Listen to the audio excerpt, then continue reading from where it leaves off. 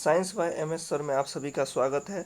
आज हम science BPSC teacher 2023 के लिए साइंस से महत्वपूर्ण क्वेश्चन बताने जा रहे हैं जो बहुत बार बहुत से एग्ज़ाम में पूछे गए हैं। ये एग्ज़ाम पॉइंट ऑफ व्यू से बहुत ही इम्पोर्टेंट है। तो इसका देखिए, पहला क्वेश्चन है, ऐसे पदार्थ जो बिना रासायनिक प्रतिक्रिया के अन्य पदार्थों से नमी को आसानी से अवशोषित कर लेते हैं, कहा जाता है। तो इसका सही आंसर हो जाएंगे ई, क्योंकि देखिए इसमें एक से अधिक होंगे, क्योंकि जल सूक्ष्म एक सिलिका जेल को हम जल सूक्ष्म कहते हैं। जो सिलिका जेल जो है वाटर को अब्जॉर्ब करने का काम करता है। प्रस्वेदन उसको बोलते हैं जो पदार्थ वायु के संपर्क में नमी को अवशोषित कर लेता है। लोनिया शब्द जो आया है नोनिया से आया है, आप लोग जानते होंगे। जो मिट्टी आपको जो ईंट सब जो होते हैं उसमें नोनिया लग जाता है, जिसके कारण वो क्या करता है, जल को अवशोषित कर लेता है। निर्जलीकरण आप जो है वो उसी का उदाहरण है। तो इसलिए इसका सही आंसर क्या हो जाएंगे, इसका सही आंसर हो जाएंगे ई। ठीक है, अगला क्वेश्चन है, सही आंसर इसका ई हो जाएंगे। अगला क्वेश्चन है, कार्बन मोनोऑक्साइड से प्रदूषित वायु में सांस लेना खतरनाक है, क्यों? क्योंकि बनता है। तो देखिए ये क्या कर देता है, कार्बन मोनोऑक्साइड रक्त में ऑक्सीजन के साथ संयोजन करता है, जिसके कारण ये क्या होता है, खतरनाक होता है। देखिए अधिक कार्बन मोनोऑक्साइड के वातावरण में सांस लेने से शरीर में ऑक्सीजन की मात्रा कम हो जाती है। अगर कार्बन मोनोऑक्साइड अधिक हो गया वहाँ पर हम सांस लेते हैं तो हमारे शरीर में ऑक्सीजन की मात्रा क्या होती है, कम होती है, क्योंकि वो हमारे सांस के द्वारा ऑक्सीजन को कम जाने जाता है। कार्बन मोनोऑक्साइड हमारे रक्त में रसायनों को हीमोग्लोबिन के रूप में क्या करते हैं, बांधने में सक्षम है। हवा के साथ ईंधन की अधूरी प्रक्रिया के कारण क्या होता है, कार्बन मोनोऑक्साइड निकलता है, जो क्या होते हैं, रंगहीन, गंधहीन और अत्यधिक क्या होते हैं, जहरीली गैस होते हैं, जो मानव शरीर के लिए बहुत ही हानिकारक होते हैं। तो इसका सही आंसर हो जाएंगे जो है, कार्बन मोनोऑक्साइड रक्त में ऑक्सीजन के साथ क्या कर लेता है, संयोजन करता है, जो शरीर के लिए क्या है, हानिकारक है। अगला क्वेश्चन है, टाइफाइड व कॉलरा विशिष्ट उदाहरण है। तो टाइफाइड और कॉलरा जो है सो कौन सा होगा इसका देखिए सही आंसर क्या हो जाएंगे, ई हो जाएंगे, क्योंकि देखिए ये एक संक्रामक रोग भी है और ये क्या है, जल जन्य रोग है। ये क्योंकि ये जल के द्वारा इस रोग का क्या होता है, उत्पन्न होता है। इसमें जल में जो है बहुत सारे सूक्ष्म जीव उत्पन्न होते हैं, जिसके कारण क्या होते हैं, ये टाइफाइड और कॉलरा रोग होते हैं। तो इसलिए ये जन्म अन्य रोग भी होंगे। इसका सही आंसर ई हो जाएंगे। अगला क्वेश्चन है, यकृत एवं मांसपेशियों में ऊर्जा जमा होती है। तो यकृत और मांसपेशियों में जो है, जो ऊर्जा जो जमा होगी वो किसके रूप में होगी, तो ग्लाइको जेल के रूप में होगी। किसके रूप में, ग्लाइको जेल के रूप में जो है सो होगी। जो यानी कि यकृत और मांसपेशियों में ऊर्जा जो जमा होगी वो किसके रूप में, तो ग्लाइको जेल के रूप में ये होगी। देखिए ऊर्जा यकृत और मांसपेशियों में ग्लाइको जेल के रूप में संग्रहित होती है। ग्लाइकोजोल जो है सो ग्लूकोज का एक क्या है, पॉलीसेकेराइड है।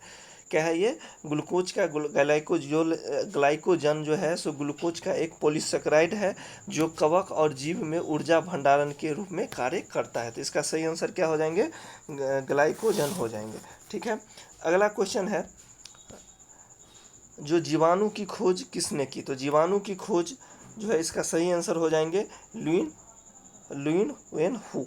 क्या हो जाएंगे, ल्यूएन हू जो है इसके सही आंसर हो जाएंगे। अगला क्वेश्चन है, जीवों में अत्यधिक विविधता का कारण क्या है? तो जीवों में अत्यधिक विविधता का कारण है अनुकूल, क्योंकि देखिए जीवों के बीच बड़े पैमाने पर क्या है, विविधता का कारण जो है सो अनुकूल है। क्योंकि अनुकूल का अर्थ होता है, क्या होता है इसका अनुकूल अर्थ, ये होता है कि कैसे एक प्रजाति अपने शरीर और व्यवहार को अपने प्राकृतिक वातावरण के अनुकूल बनाने के लिए क्या करती है, ये बनती है। जो अपने ये जो अपने आप को जो है, अपने व्यवहार को, प्रकृति को जो है अनुकूल बनाती है। तो ये किसके कारण होगी, तो इसका सही आंसर क्या होगी, जीव विविधता किसके कारण होगी, अनुकूलता के कारण। ये आंसर का सही आंसर होगा। सातवां है, बायोगैस निम्न में से कौन सा अवयव प्रमुख है? तो बायोगैस का देखिए प्रमुख अवयव जो हो जाएंगे वो हो जाएंगे आपके ये मीथेन हो जाएंगे। क्या हो जाएंगे इसका सही आंसर, मीथेन। क्योंकि देखिए जो बायोगैस है उसमें मीथेन जो हो गया, यानी कि CH4 इसका ये होता है, ये आपको 50 से 70% हो जाएंगे। उसके बाद देख लीजिए आपका CO2 कार्बन डाइऑक्साइड जो है, ये जो है बायोगैस में जो है आपको 25 से 45% हो जाएंगे। ठीक है। अगला जो है इसी तरह से है आपके, उसमें हाइड्रोजन पाए जाते हैं, हाइड्रोजन सल्फाइड पाए जाते हैं, और क्या हो जाएगा, ऑक्सीजन पाए जाते हैं, अमोनिया पाए जाते हैं। तो इस तरह से जो है इस सभी का मिश्रण है, तो मुख्य क्या हो जाएंगे, मीथेन हो जाएंगे, क्योंकि मीथेन जो है 50 से 60-70% जो है सो बायोगैस में पाए जाते हैं। ये मुख्य अवयव हो जाएंगे इसके। अगला जो है, अगला क्वेश्चन है जो निम्न में से किस, 8वां क्वेश्चन है, निम्नलिखित में से किस रसायन के कारण पटाखे फूटने से चमकदार लाल दिखाई देती है। तो देखिए लाल जो दिखाई देती है वो मेन जो पटाखे फूटने से एस्टोनियम के कारण जो है सो ये कैसे दिखाई देती है, लाल दिखाई देती है। देखिए क्या होता था, एस्टोनियम नाइट्रेट के कारण लाल हो जाता है, इसके कारण क्या हो जाएगा, लाल हो जाएगा, इसके कारण लाल हो जाएंगे। उसके बाद देखिए सोडियम नाइट्रेट के कारण पीला हो जाता है, इसके कारण क्या हो जाएंगे, पीला, सोडियम नाइट्रेट के कारण क्या हो जाएंगे, पीला हो जाते हैं। सल्फर के कारण देखिए, उसके बाद जो है आप मैग्नीशियम देख लीजिए, आपको क्या हो जाए, कैल्शियम देख लीजिए, कैल्शियम के कारण क्या हो जाएंगे, सी हो जाए। कैल्शियम क्लोराइड के कारण क्या होता है, सो ये संतरा कलर के दिखते हैं, कैसा दिखते हैं, संतरा कलर के दिखते हैं। उसके बाद जो है जब पटाखे फूटते हैं तो उसके कारण एस्टोनियम के कारण लाल हो दिखाई देंगे, प्रकाश कैसा होगा, लाल होगा, सोडियम के कारण पीला होगा। उसके बाद जो है कैल्शियम क्लोराइड के कारण संतरा के कलर के होंगे, बेरियम क्लोराइड के कारण क्या हो जाएगा, बेरियम क्लोराइड के कारण क्या हो जाएंगे, बेरियम क्लोराइड के कारण कैसा दिखाएगा, हरा दिखेगा। पूछा जाता है क्वेश्चन, जो हरा कैसे दिखता है, तो बेरियम क्लोराइड के कारण। कॉपर क्लोराइड के कारण, कॉपर क्लोराइड जो है इसके कारण कैसा दिखता है, तो नीला दिखता है। तो ये सब में से क्वेश्चन पूछ लिया जाता है। तो इसका क्या होगा, सो एस्टोनियम के कारण क्या होगा, लाल दिखेगा। पटाखा जब फूटता है तो उसमें प्रकाश जो है लाल रंग का जो है एस्टोनियम के कारण चमकता है, सोडियम के कारण पीला चमकता है, कैल्शियम क्लोराइड के कारण संतरा चमकता है। कैल्शियम नाइट्रेट भी दिया जाता है, बेरियम क्लोराइड या बेरियम नाइट्रेट भी रहता है, वो हरा हो जाएगा। कॉपर क्लोराइड या कॉपर नाइट्रेट के कारण कैसा आता है, नीला दिखता है। इसका सही आंसर ए हो जाएंगे। अगला क्वेश्चन है, मानव शरीर में मांसपेशियों के बारे में निम्नलिखित में से कौन सा कथन जो है सो गलत है। तो इसमें कह रहा है कौन सा कथन जो है सो गलत है। तो 9 का जो है सही आंसर क्या हो जाएंगे, 9 का सही आंसर हो जाएंगे आपको ए। 9 का सही आंसर क्या हो जाएंगे, ए। यानी कि जो इसका सही आंसर क्या हो जाएंगे, ए हो जाएंगे। यानी कि मांसपेशियों केवल हड्डी को धक्का देती है, ये गलत है। नहीं तो सिकड़ने पर मांसपेशियां छोटी एवं सख्त और मोटी हो जाती है, सही है। मांसपेशियों जोड़ों में काम आती है, मांसपेशियां केवल हड्डियों के बने होते हैं। उपयुक्त में से कोई नहीं। तो इसका सही आंसर कौन सा कथन गलत है, तो ए हो जाएगा। मांसपेशियां जो है मानव कंकाल का तंत्र का हिस्सा है। ठीक है। अगला क्वेश्चन है, 20 सेंटीमीटर फोकस दूरी के एक उत्तल लेंस की सतह पर सफ़ेद घोड़े का प्रतिबिंब बनाने के लिए बड़ी संख्या में काले रंग की पतली पट्टियां बनाई जाती है। वह प्रतिबिंब कैसा होगा। तो देखिए वह प्रतिबिंब आपको क्या होगा, कम चमक वाला एक घोड़ा दिखेगा। कैसा दिखेगा, तो ये कम चमक वाला एक घोड़ा दिखेगा। कम चमक वाला क्या होगा, घोड़ा दिखेगा। ठीक है। इसका सही आंसर हो जाएगा ए, कम चमक वाला घोड़ा दिखेगा। क्योंकि देखिए उत्तल लेंस के द्वारा जो होता है, सफ़ेद घोड़े का प्रतिबिंब जब लिया जाता है तो जब चूँकि घुमावदार हिस्से पर पड़ने वाला प्रकाश का चित्र बिंदु पर क्या होगा, प्रतिक्रिया नहीं करेगा। इसलिए सफ़ेद घोड़े की पूरी प्रतिबिंब बनती है, लेकिन इसकी तीव्रता कम हो जाती है। ठीक है। पूरे प्रकाश बिंदु पे तो पड़ता है, लेकिन जो है प्रतिक्रिया नहीं करता है, जिसके कारण क्या हो जाता है, सफ़ेद घोड़े की पूरी प्रतिबिंब बनती है, लेकिन उसकी तीव्रता कम हो जाती है।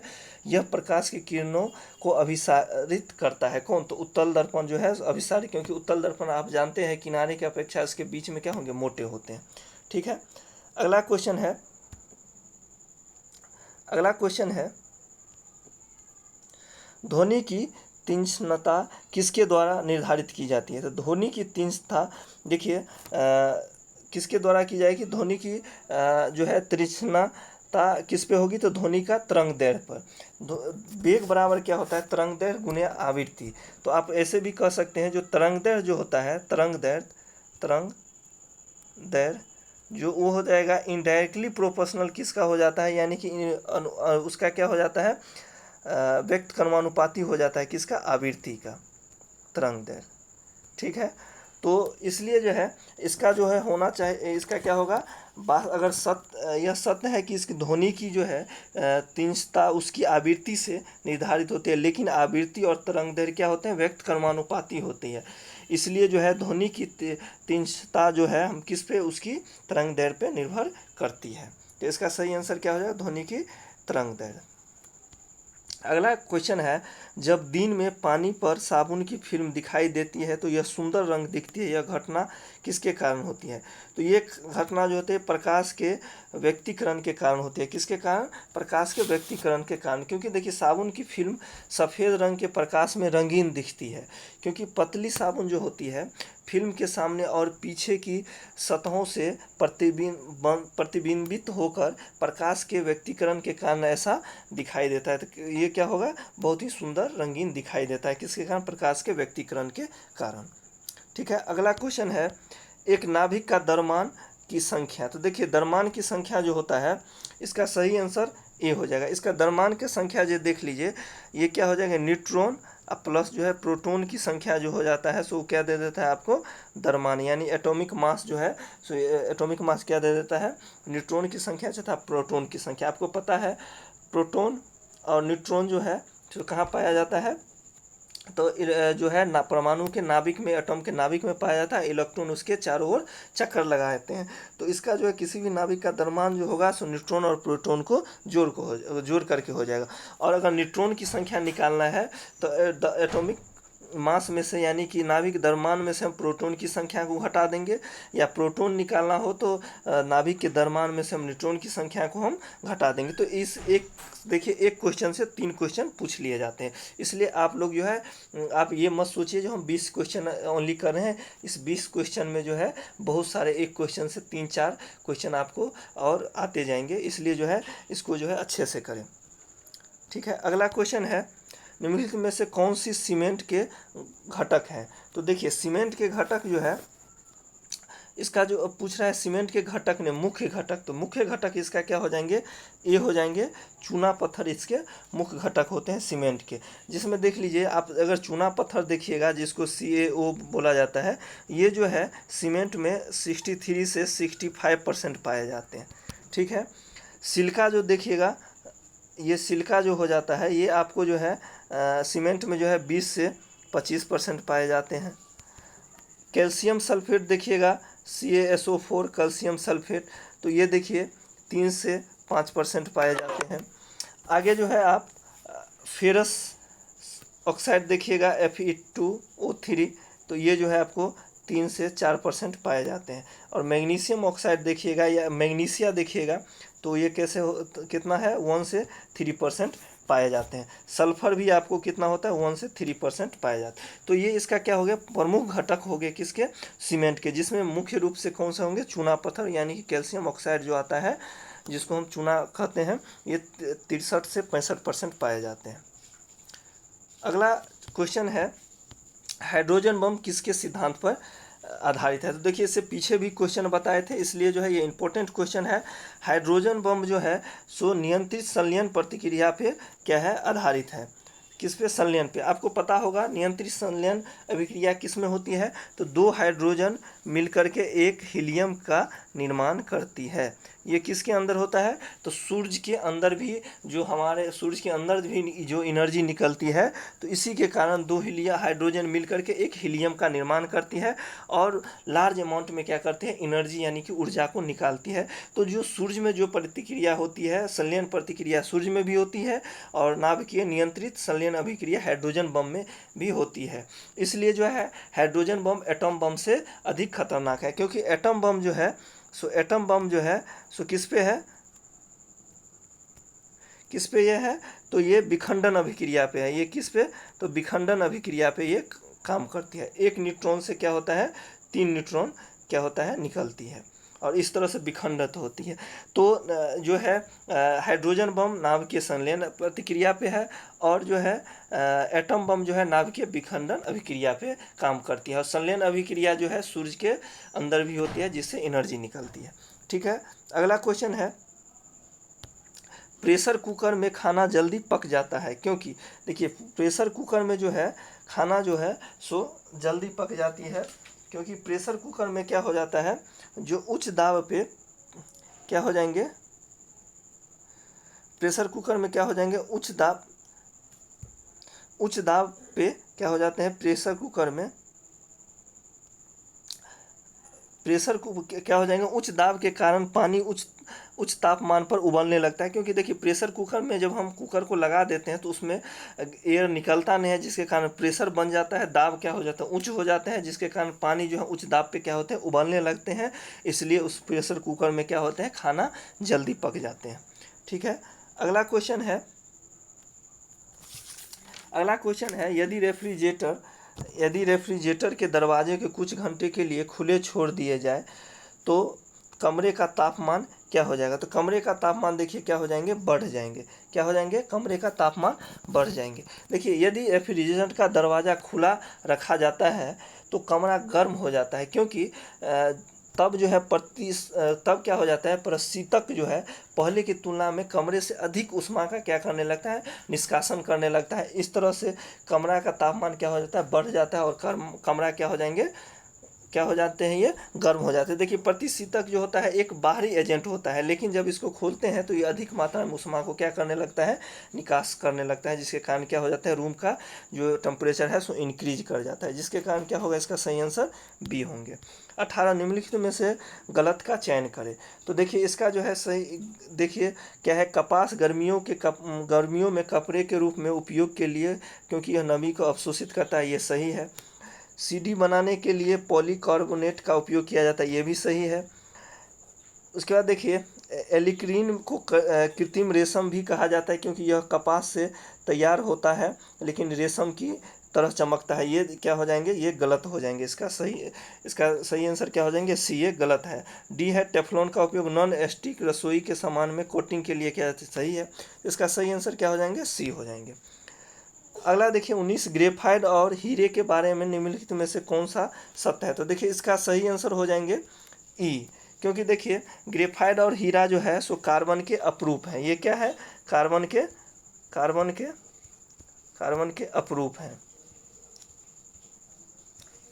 अब जानते हैं ग्रेफाइट और हीरा और एक बक्कीबोल होता है, ये तीनों क्या होता है, कार्बन के अपरूप है। तो इसमें देखिए उसके पास एक जैसी क्रिस्टल संरचना होती है, तो ये गलत है।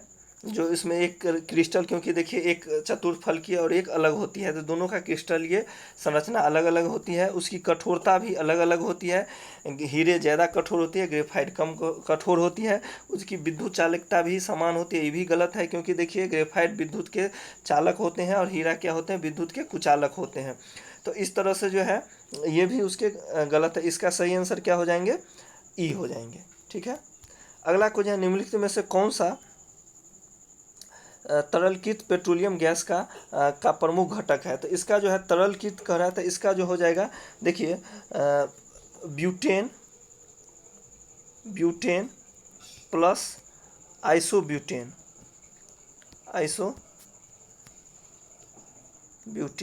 यानी कि ब्यूटेन प्लस आइसोब्यूटेन से जो है सो ये ब्यूटेन और आइसोब्यूटेन जो है सो क्या है, तरलकृत पेट्रोलियम गैस का प्रमुख घटक है। तो ये क्या हो जाएगा, इसका सही आंसर ब्यूटेन हो जाएंगे। देखिए उसमें प्रोपेन का भी मिक्सचर होता है, लेकिन प्रोपेन क्या होता है, कम मात्रा में होता है, ब्यूटेन अधिक मात्रा में। तो इसमें पूछ रहा है प्रमुख घटक, तो वही होते हैं।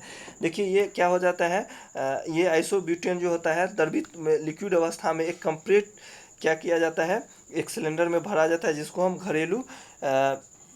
घरेलू जो है हम किचन में यूज करते हैं, खाना बनाने में बहुत जो हम इसको यूज करते हैं। देखिए उसी सिलेंडर में इथाइल मरकेप्टन, क्या इथाइल